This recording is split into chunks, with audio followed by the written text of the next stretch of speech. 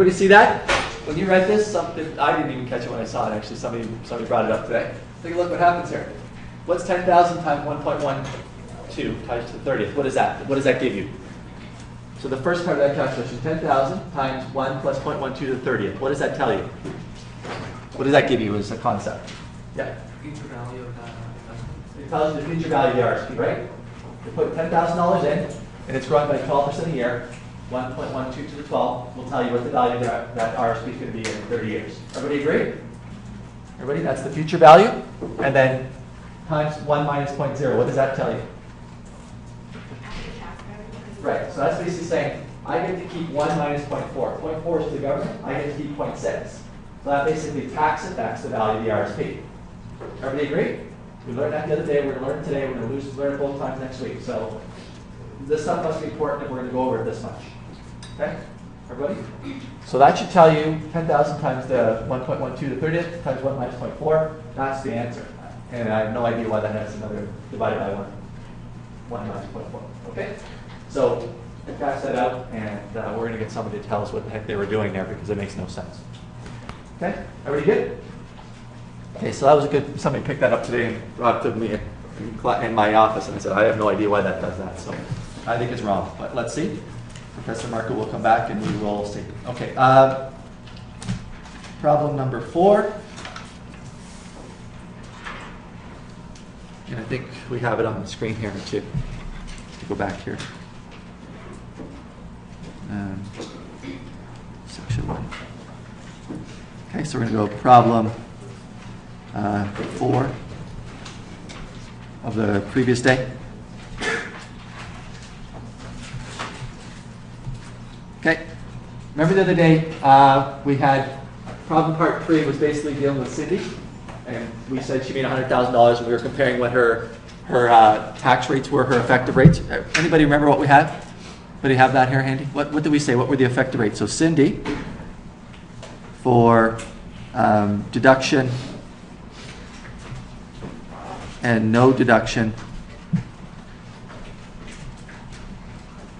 in 2010. What did we come up with? Anybody have it, Tiffany? What was that? 43.41 for both, right? Oh no, it's different. I did the same thing. So what was? Yeah, right. 43 points. Sorry, you're right. It was 43.41%. Okay, everybody remember that? We calculated. We said this was her taxes payable on her income. With the deduction, without the difference in the income, the difference in the taxes, that tells you the effective rate of the deduction. Everybody agree? Okay? It's just the opposite of an effective rate of income. Okay? So now what we've got is problem 4, basically saying reconsider number 3. Now assume that John has no job in 10, but he's going to have a great job in 11. And basically, should he take the deduction versus her taking it the year before? Remember the rules on moving expenses? We've got time to kind of go through stuff a little bit more thoroughly, so I'm going to jog your memory on a lot of things. What were the rules on moving expenses? When can you deduct, and what were the limitations?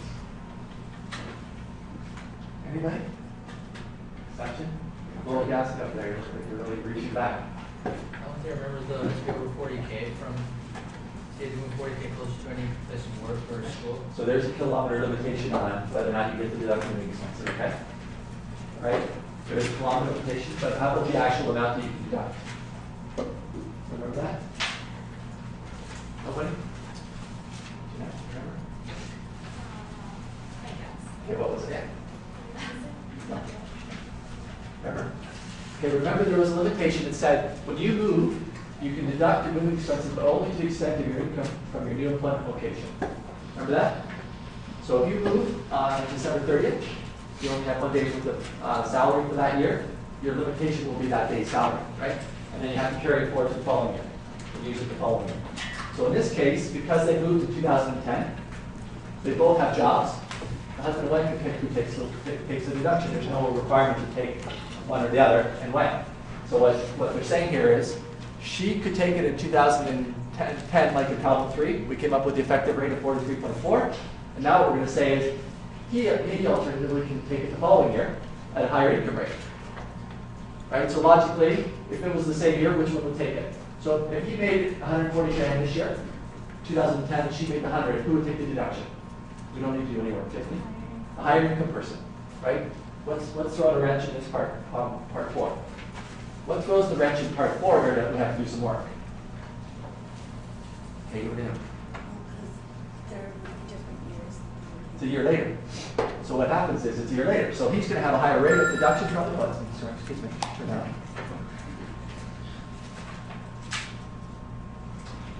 My wife's mad at me, so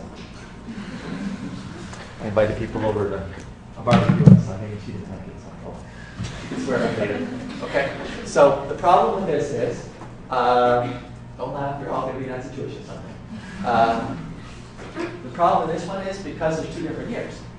He can get a deduction. He may have a higher effective rate, but it's a year later. She has a deduction in the prior year, so there's a 1-year time difference. So what do we need to do?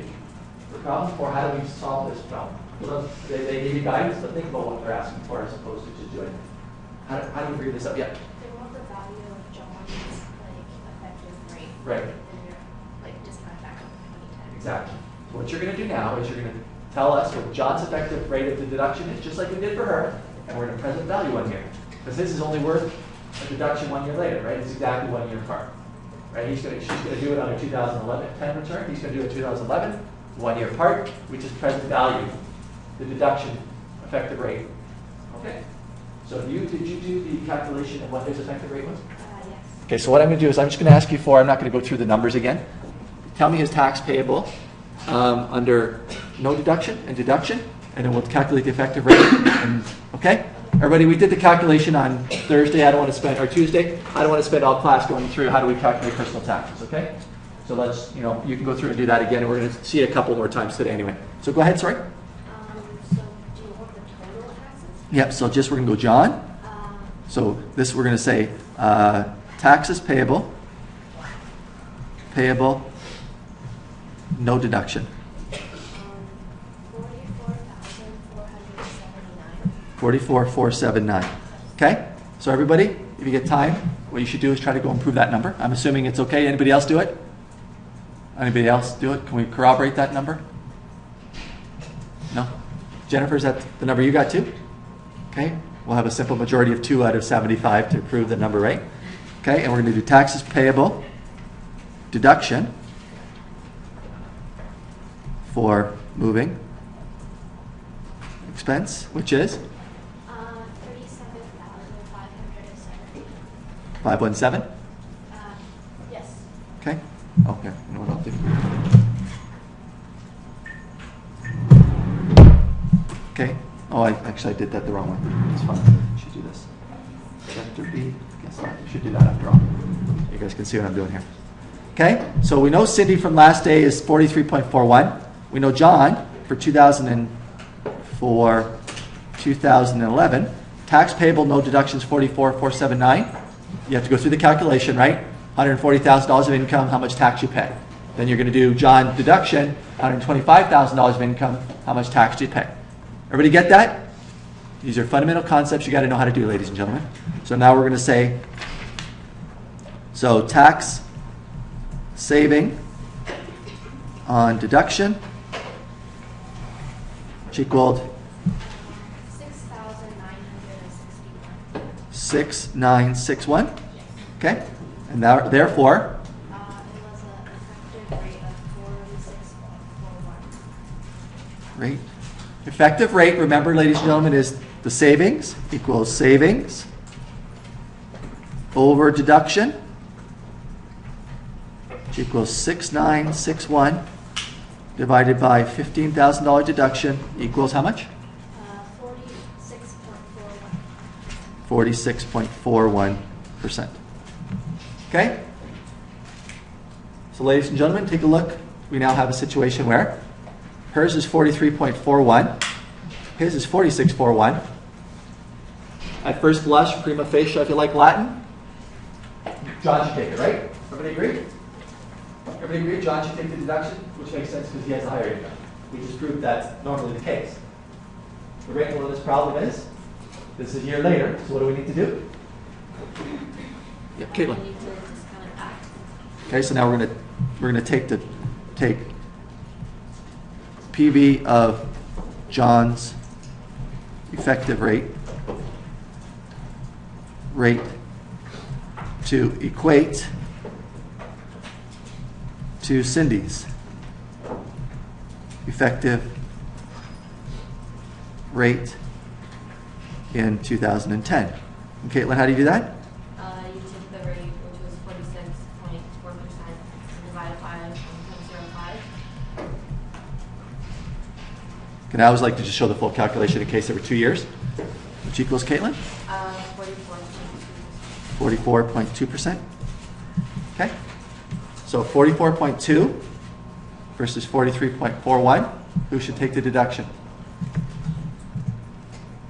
Tiffany? John should take it, right? John's effective rate of the deduction is higher. Therefore, John should take the deduction.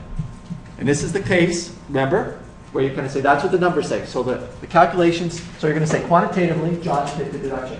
But you know what? At the end, you might say, but if they really need the money now, you can live with the 1% less. So that's the qualitative stuff. They might say something in the question that says, but they're really dying, they really need a new car. Right? They really need a new car. Guess what you're going to say? Well, if you deduct the moving expenses now, then you can have some money in your pocket, you can buy a car. And that'll tell you, forget about the tax rates are close enough. Go with the car because it's not enough to worry about. Right? So that's the kind of stuff that if you read the question, there might be something that says those other non-tax considerations that might skew you when things are really close.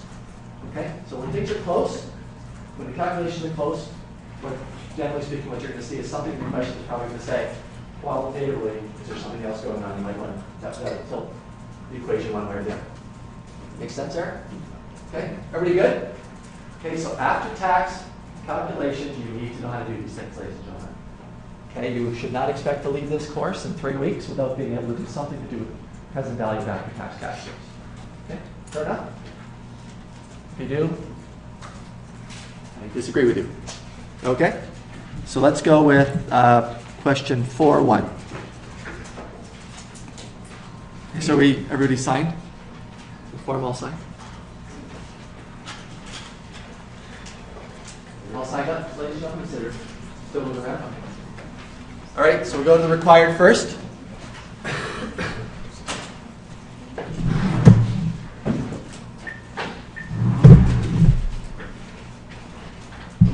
Okay, right? Everybody goes to the required first. Don't start reading before you read the required. It gets worse when you get into cases and stuff like that as well that are much longer than this. Okay, determine the after-tax cost of Nancy's current package to her present employer. Okay? So we're going to go here. Okay. So now we're going to go up here. It's going to tell us Nancy's been offered a job at blah, blah, blah. Nancy's currently working at a marketing agency. She earns 60, blah, blah, blah, blah, blah. Okay? So paragraph 1 tells us what the current employer pays her. The required says, what is the after-tax cost to the current employer? How do we do this? How do we do a question like this? Jen? We can look at what expenses are deductible in terms of employer. Okay, so step 1 is, first thing you tell me is, after-tax cost to the employer. Don't worry about deductibility yet. First thing you're going to say is, how much money is going out of your employer's pocket? So now you remember this now. How much leaves your pocket? How much are you paying? Deductible or not, you're going to tell me how much money is this company paying to her or for her or around her, about her. That is the cost of employing this lady, right? So regardless if it's deductible or not, Jen, you have to do that. The second part is what items are deductible, okay? And then you're going to calculate the tax effect of the deductions and come up with the after-tax cost of hiring this person. Okay, we agree? So how much money goes out is the first thing. The second thing is, what is the tax benefit of write-offs that you get for paying that person? So you're going to calculate the cost of the benefit of those costs as a tax deduction, and then that'll tell you the difference between those two, and by definition, the cost, the net cost of employing this person. Everybody get that? Everybody get that? Good. So let's go do it. Who wants to do this? Who took a stab at it? Just heard from you, Jen. Let me just tell me you hadn't heard from. Okay. Now we've got a few classes left to get our participation marked up a little bit. Sure. You can't go from 3 to 10 in 4 classes. Don't expect that. Okay. But I think you could And remember, I have the pressure in my mind better, sure? Go ahead, sure. For A, Yep. first I added up the cost, so 60,000 salary. Okay, so we're going to do something like expenses or costs, whatever you want to call it. Out of pocket of employer. Thank you. Which are? The $60,000 of salary. Yep. $3,000 of defined benefit Defined benefit plan. Yep. and then $4,000 with accident and sickness insurance. Excellent. Sorry, why don't we just call this group insurance?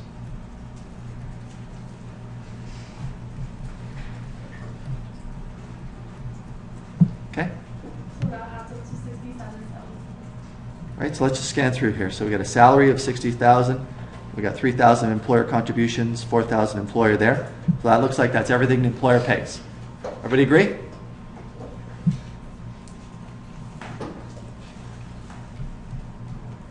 Okay. Expenses. Out. Okay. And then, I think I took out the deductible one, so 60,000 salary is deductible. Okay. Okay. So then I'm going to cut back by tax rate, I set this 38%. Okay, so why don't we just do some, Shirley, if you're okay? What items are deductible to the company? The 60,000 salary and the defined benefits. Okay. Anything else? Next, the accident plan with deductible. Why? Because like the employees don't pay tax on it. Yeah, it doesn't matter. Oh, I thought it has to be like. No, don't forget. No, remember we did employment income before? Remember, what happens to the company, what happens to the employee doesn't matter, right? Oh. So because the company does an employee benefit plan, and it's not taxable to the employee, does not mean it's not deductible to the employer. Oh. So you're actually in situations where the government's actually nice to you. And this is one of those where deductible to the company, not includable for the employee. You have lots of times where includable for employee, not deductible for the employer, right? So you just got to know which one's which, right? So you have a situation where, what's an example of something where we saw something which was deductible to the employee, or sorry, includable in the company's, includable to the employee, not deductible to the employer. So it's the opposite of what we're looking at here. So this is the really bad one, right? So the employee has to be taxed on it, but the employer gets no deduction for it. Wait, give me an example. Pardon me? Golf memberships are great. That's the really bad one, right? Golf membership is the exact opposite. Employee or company gets no deduction. Here they do get a deduction on the employee pays tax on it, assuming it's not for the primary benefit of the employer, right? Because remember that's it. Then the employee has to be taxed on it too. So you get the really bad scenario where basically nobody wins in that case. Group benefits, everybody wins. Golf membership, nobody wins, right? So it's one of those situations where you get it, and the vast majority of the time it's something in between where everybody's one's paying and one's not. Right? Okay. Yeah. So to clarify, so for golf membership, the employer has to pay the tax and then the employee has to pay the tax as well? Well, yeah. So you have to pay the tax twice? Well, remember, the employer doesn't get a deduction for it, so effectively it's a non-deductible expense. And because it's not for the benefit of the employer has to pay tax on it. So the employer will pay tax on the same amount. Yes. Remember, that's bad. That's a bad scenario, so you try to avoid those. And then this is the opposite. Remember, we talked about nature of type of expense for tax planning. This is one of those ones that employer gets a deduction, employee doesn't pay tax on it, everybody wins. Right? So that's where you want to steer people towards away from golf memberships and towards benefits because of this very scenario. Okay? So this is all with tax benefits. Tax planning is all about, ladies and gentlemen, is looking at what side of the equation you're on and how to benefit from. So in this case, I would think surely what I would suggest is, okay, deductible expenses.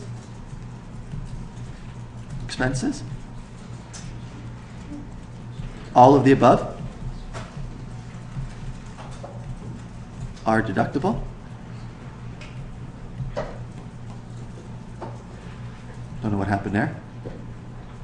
Therefore, $67,000 times what, Shirley? 1 minus 0.3, so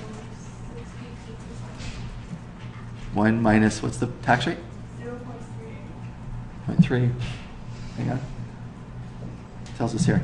Oh, 31, right? yeah, 30. Right, so the employer's paying 31% taxes.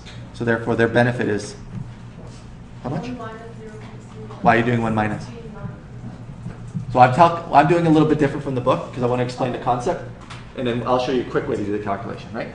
Okay, so I just want to go through the concept first, and we're going to do a quick sort of one-liner. Okay, so this one, what's your tax benefit? It's not 1 minus, it's the 0.31, right? So times 0.31 is how much? It's 20,770. 20,770, right? So ladies and gentlemen, we paid 67,000. We now have a tax deduction worth 20,770, right? Let's do this. So the net after-tax cost equals the difference, right? Which is how much? 46,230. Okay, everybody get that? We were asked to determine the after-tax cost of the employer. We figured out how much he had to pay, the employer had to pay, what was the deductions worth, therefore that's the after-tax cost of 46,230. Everybody agree? Or there's an easy way to do this, which is, how do you do this real quickly? Tiffany? 1 minus So you're just going to do 67, because you know it's, you're going to do 67,000, right? Times 1 minus 0.31 equals how much? What's that going to work out to be? Shouldn't take you very long to figure that out. How much? Should be the same number. Right. So this calculation is doing the same thing as you see in the book. This is the fast one. This is the one that helps you understand what the heck's going on. You pick which one you like, okay? But you just have to realize if some of these things are non-deductible, you're going to have to pull them out before you do this calculation. Everybody agree? Okay, so if there's some element of non-deductible expenses here, then you'd have to pull them out before you come up with an after-tax benefit. Okay? What do we got here? Still going? Still going? Okay, still good. Okay, part B. Determine the after-tax cost of the proposed package from Corner Brook Academy. So now the second paragraph goes through and says the big appeal Corner Brook job is blah, blah, blah. Nancy will get 50% discount. Her salary offer is $50,000, blah, blah, blah, blah, blah. Okay? Who, we have the sheet signed? Signed? Yeah, it's over here. Oh, thanks. Anybody checking the line today? 1, 2, 3, 4. Really? 4?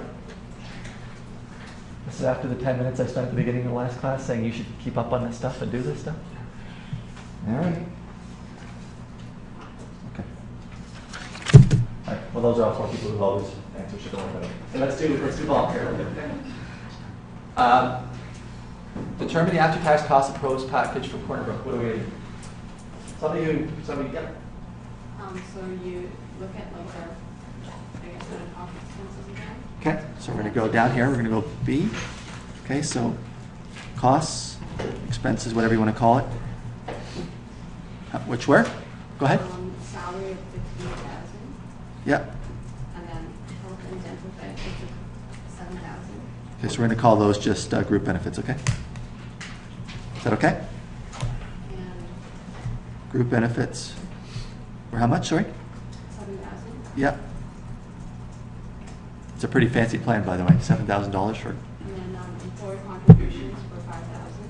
So this is defined benefit, right? So this is RPP, right? RPP, defined benefit, pension, contribution.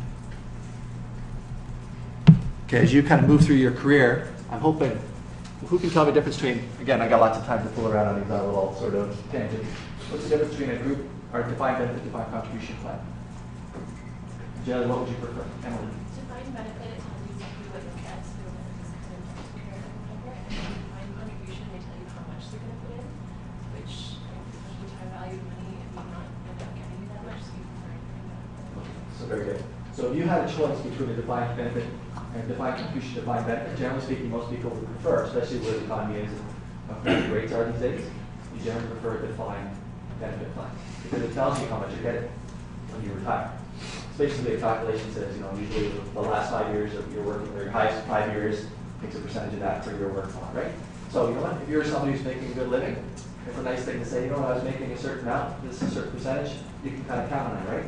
Problem with defined contribution plans. They put money in, depending on how the market does, that'll tell you how much money you have sitting there when you turn 65 or when you start driving a car. So as Emily says, generally speaking, unless you're really, really aggressive and you think the market's going to do great things for the next bunch of years, most people would prefer a defined benefit plan contribution, or a defined benefit plan. Who absorbs the risks in those two types of plans? The market performance there. Defined Gotcha. benefit. I know you're good. Yeah. Defined benefit is the employer, whereas defined contribution is the employee. That's the key, right? Anybody read the Globe and Mail, any business paper these days, Financial Post? A huge problem right now is these defined benefit programs, right? Defined benefit plans. The stock market sucks. And what's happening is when they figure out how much money the employer is supposed to pay into these things, this 5 or 7, whatever the number we're doing here, that's all based on what you think the plan is going to do. You guys have to do pension accounting yet, have you? Have you taken pension accounting? Yeah? What's that, intermediate account? Is that the number that you took? Okay, so you're going to take that? Or are you taking it now? Okay. So, long and short of it is, what the actually says the company has to put in is based on how much you think the market's going to do. The problem is that the market sucks for a few years like it has, especially since the economy's stank the last 4 years. That poor company is sitting there going, well, geez, we thought it was going to be 8%, it's making 2. Guess who makes up the 6%?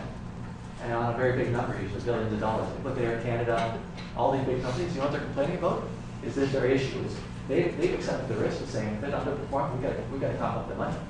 So you can imagine, a lot of companies are moving away from defined benefit plans and moving to defined contribution plans. When you read the paper, you'll see that. Everybody's moving away from defined benefit plans because they're too expensive to administer, firstly. And secondly, when stuff like this happens, I won't get into why the liabilities are an issue as well. Anybody know why they're getting hit on both sides of the equation? Why are pension plans getting killed on both sides? Everybody care about this stuff? Obviously, assets are not going up as fast because the market sucks. The other part of the equation is the liability side. Anybody know how that works? Remember, you have a pension plan, you have assets and liabilities. What's the big problem with the liabilities? So does it mean that the liability also increases as employees work longer? Okay. That's true if you talk about that, that's built into the plan usually. There's a big problem with liabilities with this. When you fund a pension plan, it's based on how much you think you're going to pay these people in 20, 30, 40 years, right?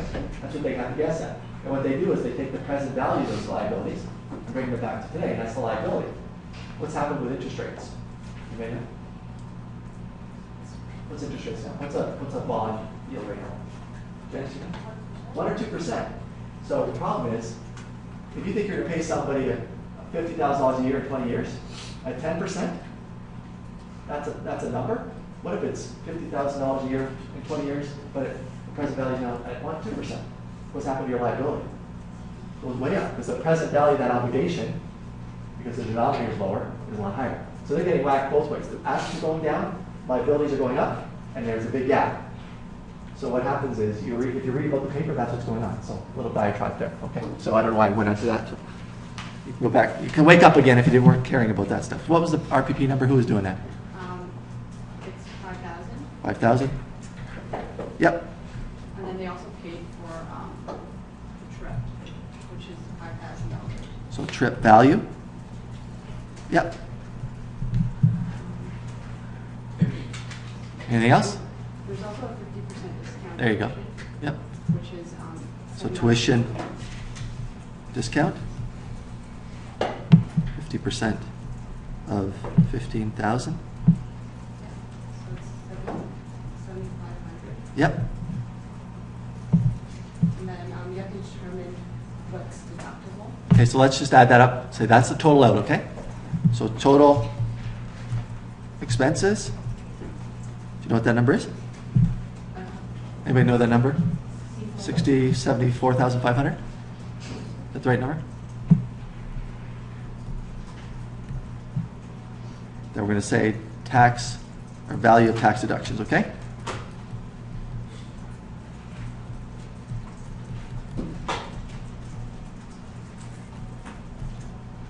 Okay, so let's just do something like this. So total outflows or total expenses, 74,500 less non-deductible items.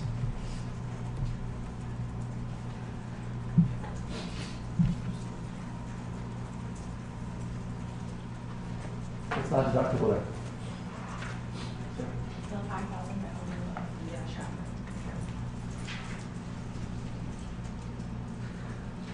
Even easier than that. Yeah.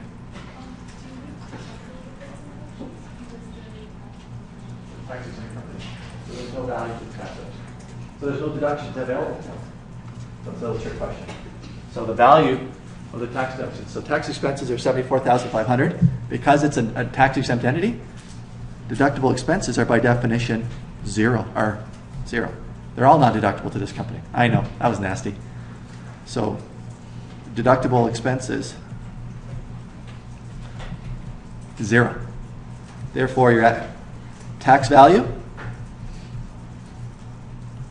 Deductions was how much? Somebody hasn't participated today. What's the tax value of zero? Say zero, right?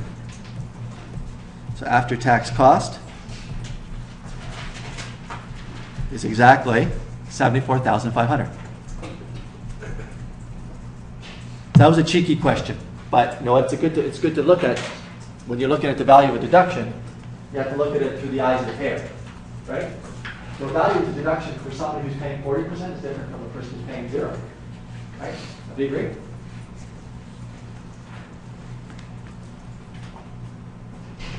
Okay, item C, determine the after-tax value of Nancy's current package to her. So remember, the person who pays it, there's an after-tax cost. The person who receives it has a value in their eyes. So this is now we're going to say, what is the value to her of the package? C, after-tax tax value of package to Nancy of current employer plan. Okay? Wants to tell me how we can do this? Yeah.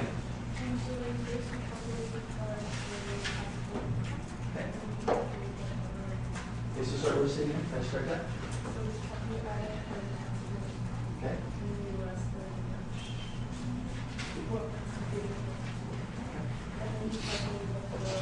Okay, so you're one step removed from what you first need to do. Jen, I'll come back to you for the tax stuff, okay? Jen? Look at all the income, all the money. All the value.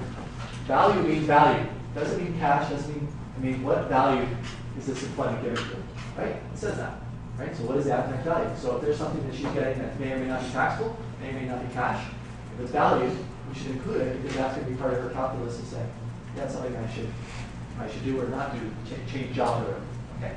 So Jen's correct, and then Nina's correct on the second part. Okay?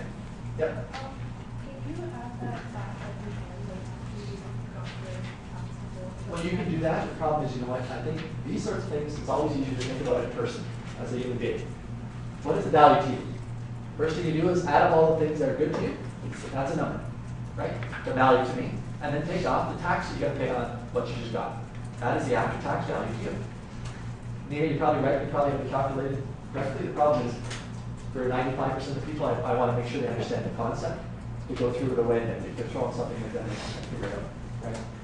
You know, if you have a better way to learn this stuff that simplifies this, do it. But I can tell you one thing, if you think like that, it's much easier and you're never going to make a mistake. That's just the truth of the matter. Okay? I mean, you know what, I'm not a smart person. I have to figure out stuff from basic principles, and if you do it like that, you're going to say, okay, what Jen said, that's value, that's total value, then you have to figure out a tax return. You can say, okay, how much tax do I pay on that stuff? And you can do that. Okay, so Jen, why don't you do the value, and then we'll get Nina to do the value, the expense, or the tax stuff, okay? So go ahead. So she gets a salary of 60,000. Items of value received. So you got salary, 60,000, yeah. What else is she getting, Jen? RPP. She is? 3,000. Yep. Insurance benefits, 4,000. So group benefits. 4,000. Yep. Okay. So let's take a look. Let's go back up to the top. So Nancy's been offered a job, blah, blah, blah. She earns salary of, hang on, let me just move this over. Offers salary of 60,000. She gets contributions of 3,000 to defined pension plan and sickness plan. She has $1,000 of payments to the plan herself, and then she also puts in 3,000 to the plan and 4,000 to an RSP. Okay. So we're going to go down here. So the items of value she gets from her employer are a salary of 60, RPP of 3, and a group benefits of 4. Anybody disagree? Anybody disagree? Okay. Would you also add in the company paid portion? That is the company paid Oh, rate. like the one, I mean, sorry, the individual portion as well, like add in What do you think? what you put in yourself. What do you think? I wouldn't think so, because it's just the value to the employees, whatever they put into the actual benefit is not really value to them. The only thing I would say is because the company set up a plan, there's a value to having the plan in place Oh, okay. by you putting it in there. So I think what you do is I would put everything in, and then you can take it out after as the deductions from your pension. Right? So the value would be something like that, right? So when we look at received, hang on here. So what we want to do here is the value received is RPP. This is company, and this is company, right? Everybody agree? Okay. So let me just read the question, make sure I get the context here. Where's up here? Gotta make sure you read the required, right? So let's just see.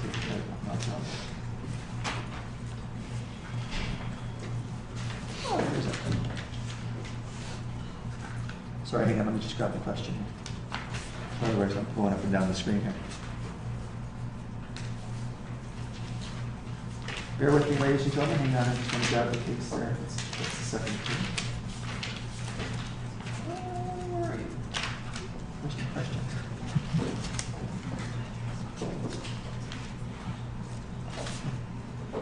We'll figure it out, okay? So we'll go down here.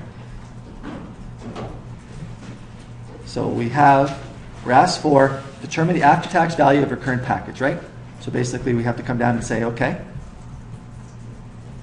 what is the value she's getting? She's getting $60,000 of salary. She's getting $3,000 of RPP. She's getting $4,000 of group benefit plans. So those are clearly things that the company's paying that give me value. Everybody agree? Everybody agree? Okay. Now the second part is what happens with these elements to things that she's paying for. So we come back here and we figure out here where we have here. We have her paying $1,000 for medical insurance and $3,000 that she's putting into a defined pension plan, the defined contribution plan, which is the RPP, and then $4,000 to the RSP. So let's look at from first principles, okay? What is the after-tax value of her putting money into a company pension plan? Is there a value to her from doing that? What do you think? What do you think of the concept? Again, it's helpful to understand the concepts, and then we can basically do the numbers after. Right? What do you think, guys? Ladies and gentlemen? Anybody do this? There? Okay, that side? Okay? So they set up a pension plan for this lady. Right? And basically they're putting in 3 and she's putting in 3. Is there a value to that? What do you think? There's a value to that. What do you say? Because otherwise she'd have to set up her own plan and do all that kind of stuff, and there's all kinds of stuff that goes with a pension plan. Yeah, Jennifer? You proud a little bit? What do you think? Somebody want to weigh in? What do you think? I mean, I've done a lot of solo talking today. And maybe go into pension plan accounting again. I could maybe you guys don't start studying again. Look at Satya. No, don't do it. Satya, what do you think? Anything you want to weigh in on this? I think it may seem good. What do you think? For our contribution to RPP, Yep. since the employer also contributes, then I think that means we can deduct it, we can deduct it today, Yep. but then it'll be taxable when we see the benefit later on. Right. So what we're going to do is let's add up all the things that we know about her situation. Take off what she has to pay because that takes away from the value. But at least you get a picture of the whole picture, and then determine the taxes thereon. Okay. Pretty good. So what we're going to do is, I would propose the right thing to do here is to show that because she works there, she's allowed to take an RSP deduction. She's allowed to take an RPP deduction. Right. That's why if she didn't have a job, she wouldn't be able to make an RSP contribution. Everybody agree? So I'm going to say in here, value, or sorry, we already said value. So we're going to say personal RPP. How much is that? 3,000. And then we're going to say personal RRSP. How much is that for? So it's just total value. It's how much? What's total value? 63. What's that? 74. But we also have to take out what she has to pay. What does she have to pay? Katie? She has to pay what? Right. So we're now going to take out less amounts she, bless you, must pay. Two of the biggies are, Katie, what were the two big ones? RPP contribution, which is how much? And what was the RRSP?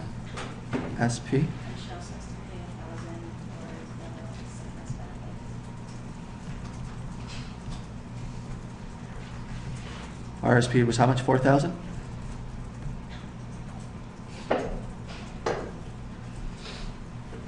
Okay, so she has to pay those three amounts. Anything else she has to pay? Anything else coming out of her pocket because she works there? Anything else coming out of her pocket because she works there? Okay. Tax.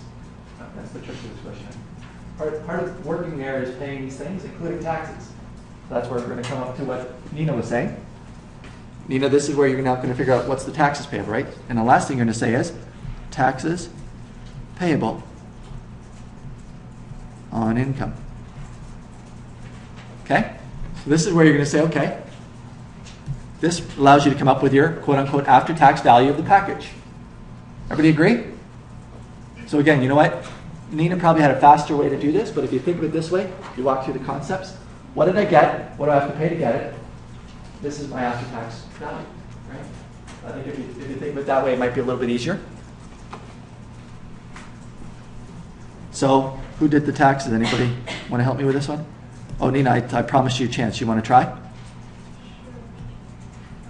So her taxable income So we're going to first thing I do is to calculate taxes. You have to calculate taxable income. Everybody agree? Taxable income equals? the salary of 60,000. Yep. Okay, so hang on. Let's take a look at what we got here. So what you want to do now is look at what items. Remember we did taxable income for an employee? 5, 6, 7, 8. Remember that stuff from chapter 3? Whatever it is, 3?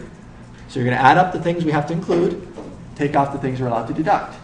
So add up the things we need to include. Clearly salary goes in. Company RPP, does that go into income? Does that go into income? No. Personal RPP payment, or sorry, what was the next one? Group benefit plan, does that go into income? No.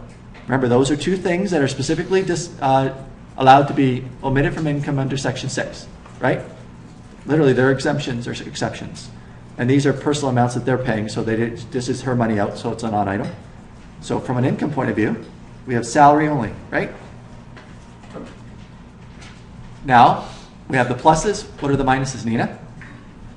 So her contribution Remember, there's only one place to go for deductions for an employee. Where is that? Where's the only place you can do deductions for an employee? Somebody put up their hand, please.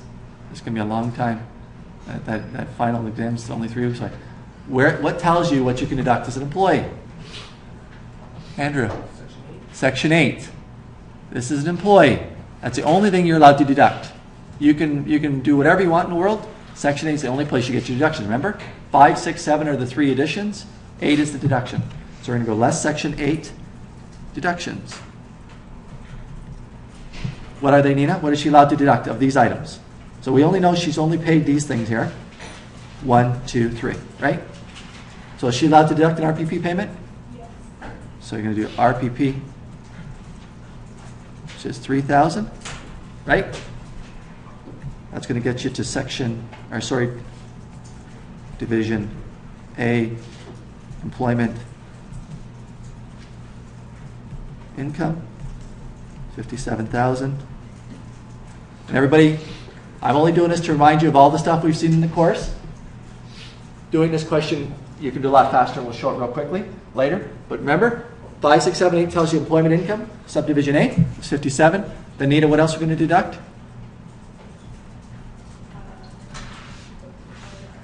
Okay, remember? RSP payments, right? RSP payments come out in section 60. So that's not that's not 5, 6, 7, 8. That's a subdivision E deduction. Remember ordering rules? No. Okay. You should remember those. Okay, RSP payment comes off to come up with, what do we do with the $1,000 they pay for their personal group insurance benefit? Anything? No. Do we see anywhere that says when you pay for a group plan you deduct it? No. So it's not deductible. So now we're going to come up with taxable income, which is 53,000. Is that what you got, Nina? 53? Is that your taxable income? Then what are your taxes?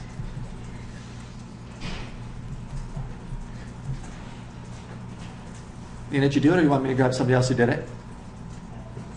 Anybody do it? Real quickly? I don't want to spend a lot of time doing tax calculations. Anybody do it?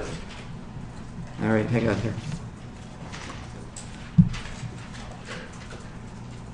Right, so we did 50, did I do the math right here? 53,000, yeah, okay. So it should be, what's the number here? We've got, you guys check on me later, 9437.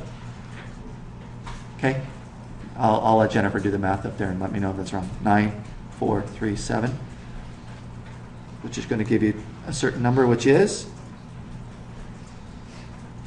did I add that wrong? Like 66, 70, 74. 66, 70, maybe here. Oh, sorry, you know what? I should do this here. Sorry, ladies and gentlemen. The value of the group plan is 5,000, but she pays 1,000, right? Remember the net number here? So the value of the plan was $5,000, but she pays 1,000 here, right? Down here. Okay? So this should be 75. Remember, we added up the gross value of all the value that she got from participating in this company. It should be the gross value of the group benefits, less how much she pays, is the value she's getting from the company, obviously. Right? So it should be, to make things correct, it should be 5 up here, taking 1 off here to come up with 4 net value. Okay, sorry about that.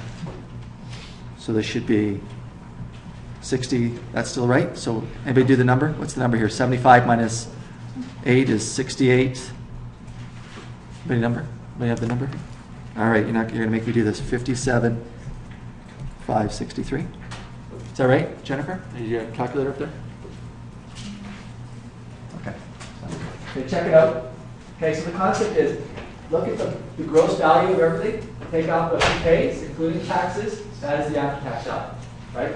So the pension plan, the group benefits plan, it's worth $5,000. That's what we know. That's what the total premiums are. But she pays 1,000, so the net value she got from the company is 5 minus 1 is 4. Right? That's the right way to show it up there. Okay, I forgot that. I put 4 minus 1, which would be 3. Okay. Pretty good? So think about it. Value I get minus what I got to pay, including taxes, that is the after-tax value that I get from the employer. Okay? So, and then the last one is group question D. Up here. Determine, D, after-tax value of Nancy's proposed package from Corner Brook Academy. D, so Corner Brook Academy value of package. Okay, somebody I haven't heard from today. The good thing is we just went through it for the first one. Hopefully somebody, feel free to do this one. Same concepts. Anybody want to try? Anybody want to try? Everybody's looking down at the computer. Oh my God. Yeah, Jenny. So you take the gross value of all the items you receive. Okay, so let's talk about, I'm sorry, wrong way. Value of items received, whatever you want to call it.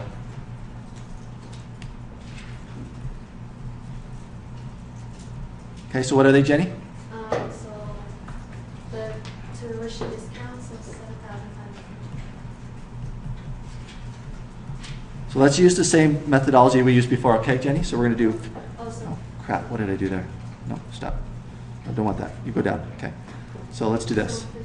Yeah, so let's say value of tuition, and then we're going to take off what she pays, okay? So salary, 50,000. 50, right? Yeah. So tuition 15,000. is 15, right? So her daughter going there, there's a value of 15,000, right? Less, let's do it this way. Payments for tuition, right, Jenny? I'm just going to do a little differently to make it easier to track. So the net number is the 7,500.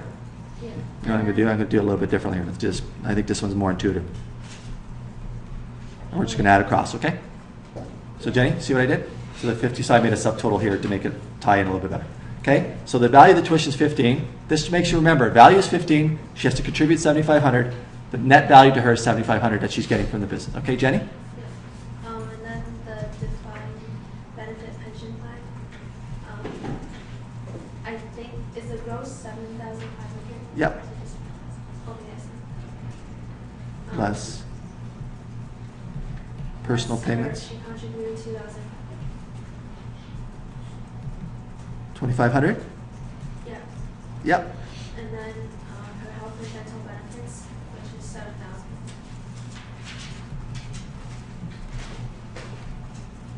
All paid by employer. Yep. And then the lastly is the value of the trip, which is 5,000.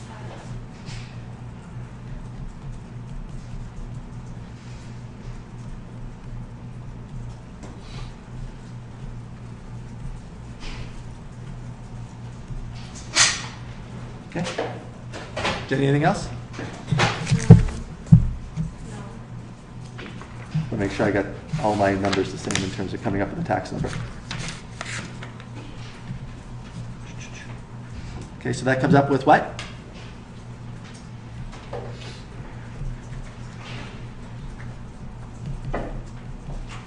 Jenny, what'd you come up with? 74,500. So you got what, 12, 17, 19,500. How much you come up with? Wait. 57, so that's 62, 67, 74,500, is that what you Oh said? yeah, that's one. Okay, good. Okay, so value before tax. So basically the value that we're getting from the employer net of our contribution is 74,500. Everybody agree? And let's do the tax at the end. Okay, I like the way we did this one than the first one. I would use this one as a better model because I think it's more intuitive to show things as a net number like this. Okay? So Jenny, what are you going to do? So you're going to now take off taxes on package. Did you do it, Jenny, or you want me to ask somebody else? Ask someone. Pardon me? Ask someone. I know how to do it, but I didn't have the numbers, so ask someone. Okay, anybody want to help me? Anybody want to do the taxes? Yep. So we deduct what she contributed. Okay, so let's, sorry, what'd you start with? What did you start with? Are you gonna take the total number and deduct? How do you want to do with this? Oh, like C, less amount she must pay. Okay, so you're gonna calculate taxable income, right? Okay, this is how you do that. So you begin with your salary. Yep. Remember, any way you slice it, you have to figure out taxable income rate, right? Okay, and you don't need to do the ordering provisions unless we ask you to do that. If we say to you, use ordering provisions, use them. If you don't, come up with a number however you want. So in this case, it doesn't say that. So we're going to just add up what we want. So salary, That's 50,000, yep. and that's section 8 deduction. Is there anything else that she receives that's taxable? Remember, you have to look at the items that she gets a value and say, are they taxable or not? So you're going to look up at this stuff that we're getting value here. The net value, net of contributions, obviously. So the stuff that we're getting from the employer, these things net of our contributions, because remember, the government always lets you take off what you pay, because you're only getting a value for what you pay net. So of these items up here, tell me what the taxability is. So do you think if tuition's 15, you go to University of London, my kids come here, and they say 50% of your salaries, 50% of the tuition's abated? You use the term abated, remember that term? Abated? Seamlessly flowed in here. It has to be add back to it's a taxable benefit. That is a taxable benefit, right? I work here, I save $7,500 in tuition for my kid. That is a taxable benefit, okay? And it's to the employee, not to the kid, because obviously the government doesn't care about taxing the kid in that case, because the kid's probably not taxable. Okay, so we're going to put here, we're going to say tuition benefit. Nothing we saw in the class said that tuition benefits were tax-free, so you have to include an income. Okay, what else you got? Anything else? So you've got that. RPP? No. Specifically excluded, right? Specifically excluded in section 6. How about the benefits program? Group benefits? Group benefits, we shouldn't understand. You should or shouldn't, sorry? We shouldn't. Shouldn't, right? We just talked about it a few minutes ago. Group benefits are a specific exclusion under section 6, so we don't include it, so we're good. And the last one is the value of the trip. We have to add it back.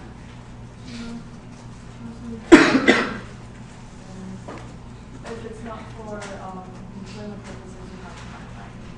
I assume this is not. Okay, what do you guys, what ladies and gentlemen, think? A taxable or not? I think, well, maybe not, because like teachers are sort of expected to do extra stuff as part of their job usually. Right. So this is one of those things where you look at it, it's for the benefit of the employer, and therefore it's not taxable to the employer. Okay. Because clearly you're going, these kids are going away, they have to watch the students, therefore it's non-taxable, right? Because it's for the benefit of the employer. Okay. Just like the golf membership we talked about, whether or not it's taxable, it's not taxable because it's for the benefit of the employer. So we're going to say here, so we're going to say subdivision A, subdivision, so just call this employment income. We have any RSP deduction? Any RSP deduction? Is there an RSP deduction on this side?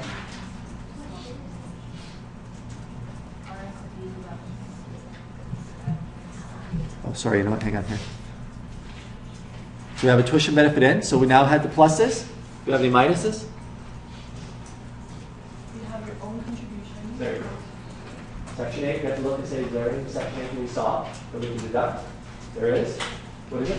You have your own contribution for the family pension, benefit pension plan for 2015. Remember, ladies and gentlemen? Right. Remember, ladies and gentlemen, we had to pay $2,500 of our own money towards the for the RPP. That is a deductible expense under Section 8, so we should be able to deduct it here. Section 8, deduction, personal RPP contribution, which was $2,500. So employment income, which equals what? How much is that? 55. Is that what you got? Yes. Which also equals taxable income, right? There's nothing else other than that. Would you agree? Want to add that wrong? Okay. I added it wrong in my solution. Right? 50,000, 57,500, so 55,000 taxable. Everybody agree? Okay, so remember the stuff we learned at the beginning of the course about employment income? You need to understand if you missed that. You need to know what goes in, what goes out. Okay? And what's anybody do the taxes on that? Anybody? Nobody? Oh, Jenny? I have a question. What year is this problem? I think we need 2010, but they haven't changed. Have they changed since then? No, it just doesn't say on the problem. Oh, did hang on. Oh, we should use today then. Oh, the previous problem was 2010, wasn't it? Where's that? Hang on, let's just go up here. Good question. Does it even put a year? Nope. So let's just use the 2012. 11. Sorry, let's do 11 because the year's over. Anybody do the 11 stuff? Okay, do you want to do it, or are we? All right, let's do it. Okay, so taxes on taxable income. Okay, how do we do that? Andrew? I got a question. In our reading, it's on the 2010 tax rates. Yeah. So when we talk about an exam, are we using the 10 tax rates or the 11? No, it'll be, we'll tell you the year, we'll give you the rates. So we'll give you a chart. Okay? Don't, I mean, your crib note shouldn't have tax rates. That's stupid use of your crib. We should tell you what year it is and we should give you tax tables. And nobody's going to expect you to memorize the tax tables. Okay? That doesn't make any sense. And I think the UFI and all that stuff, they give you a bunch of calculations. That would be, I think, the tax tables it wasn't. Okay, how do we do this real quickly? 55,000. Anybody have the current tax tables?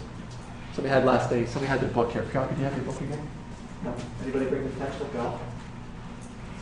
Nobody out? Okay. Anybody? Nobody has it? Jenny, do you have it with you? I have it with you. Okay, so let's go. So it's 55,000. Oh, we'll do the federal one first. Yep. 55,000 minus 41,540.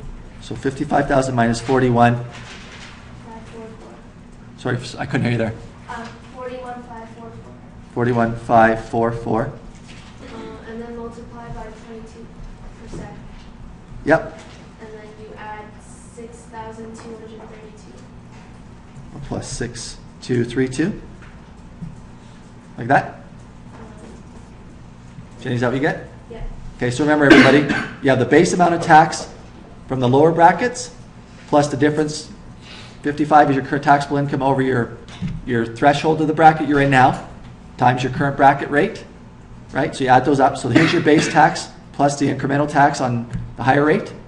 That's the same all the time. And then what else you can take off, Jenny? You take off the federal tax credit. 20, how much is that? 2,200? Sorry, 2,000? Okay, 2,000. Okay.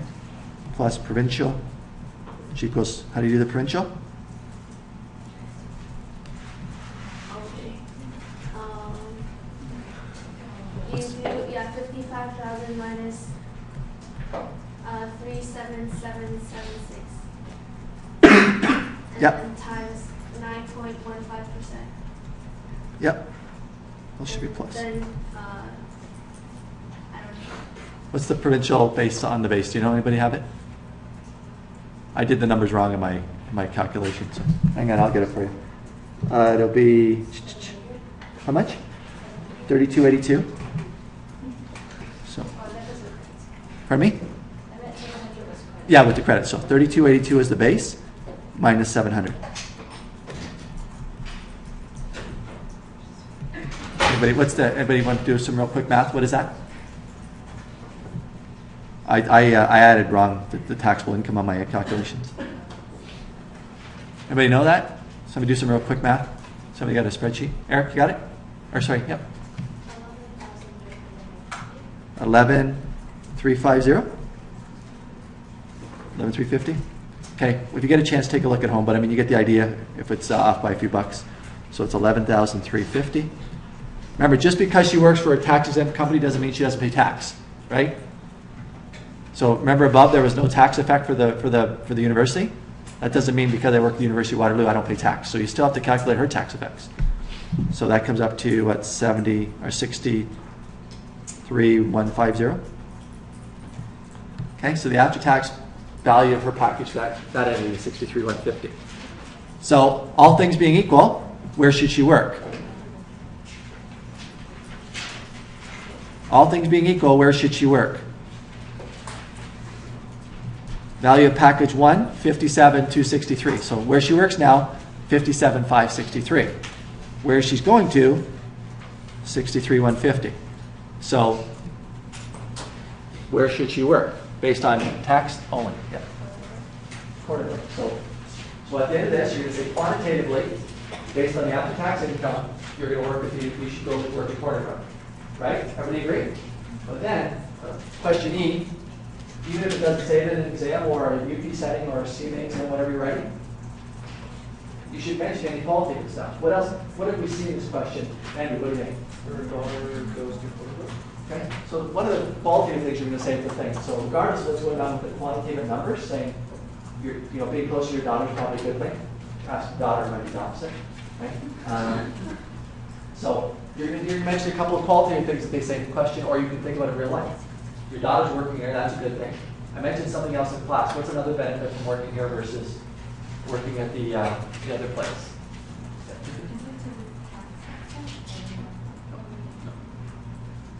What kind of pension plan are you going to have here?